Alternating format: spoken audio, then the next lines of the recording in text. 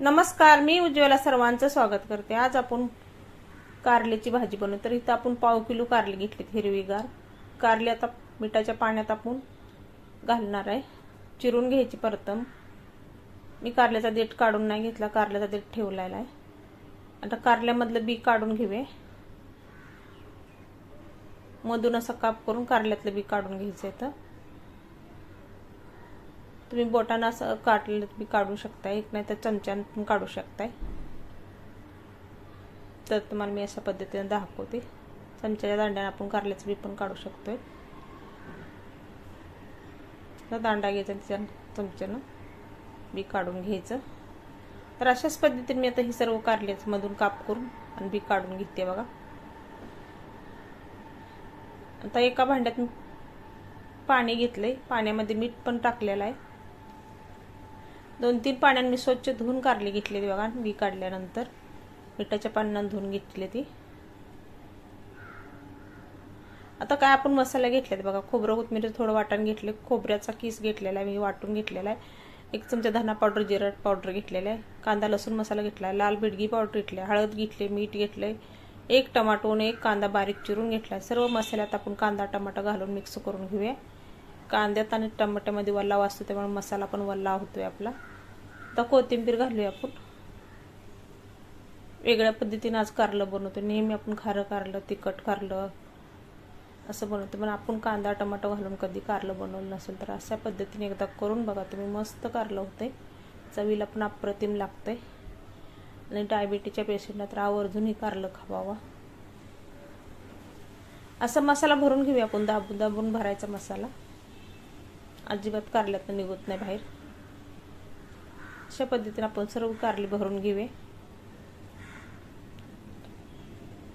आज पाण्याचा थेंब पण वापरणार नाही आपण, कारलं बिगर पाण्याचं आपण कारलं शिजवतोय, उकडून घेतोय। तर चाळण ठेवूया गॅसवर। मी पातेल ठेवले, पातेलमध्ये 1-2 तांबी पाणी ओतलं होतं, पाणी गरम झाले। आता त्याच्यावर चाळण ठेवून कारली आपल्याला वापरून घ्यायची ती।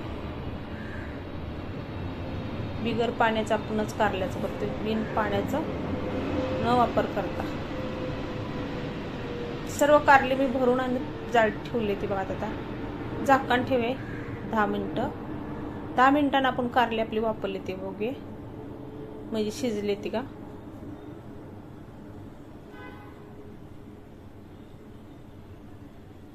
चांगले कारलं आपले शिजले, हाताने पण बघूया आपण। मस्त शिजले बघा। आता खाली उतरून घेऊया आपण। तर कारल्या उकडलेलं पाण्याचं पण चेंज झाले बघा कलर। आता एक पॅन ठेवला, पॅन मध्ये 2 चमचे तेल घालूया।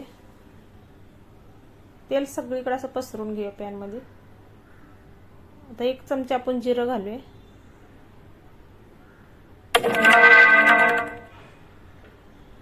1 चमचा मोहरी घालूया, 4-5 कढीपत्त्याची पानं घालूया आपण।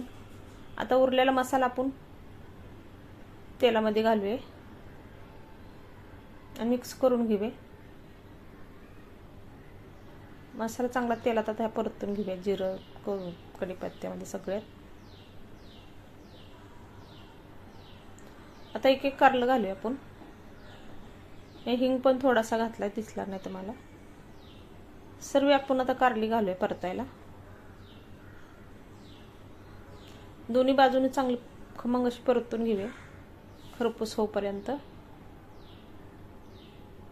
खूप टेस्टी लागते, अजिबात कडू होत नाही। आपण आज गुळ वापरला नाही का, चिंच वापरले नाही, तरी कारलं मस्त होते बघा। कारलं न खाणारे सुद्धा आवडीने कारलं खाते ते।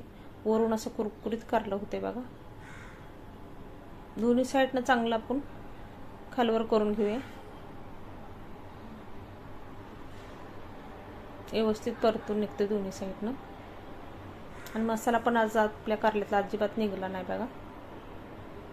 तर अशा पद्धतीने आपलं कारल्याची भाजी तयार झाली। आता दोन्ही साईडनं आपण चांगलं खरपूस होईपर्यंत भाजून घेणार आहे। ह्याच्यात परतून बघा, कलर पण चेंज झालाय। असं पॅनमध्ये दांड्याला धरून हलवायचं एकसारखं, सगळीकडे कारलं आपलं चांगलं भाजून निघतंय। आता मी एका डिशमध्ये काढून घेतले। रेसिपी आवडली तर लाईक करा, सबस्क्राईब करा। नवीन रेसिपीमध्ये भेटू आपण। रेसिपीकडे धन्यवाद, बाय बाय।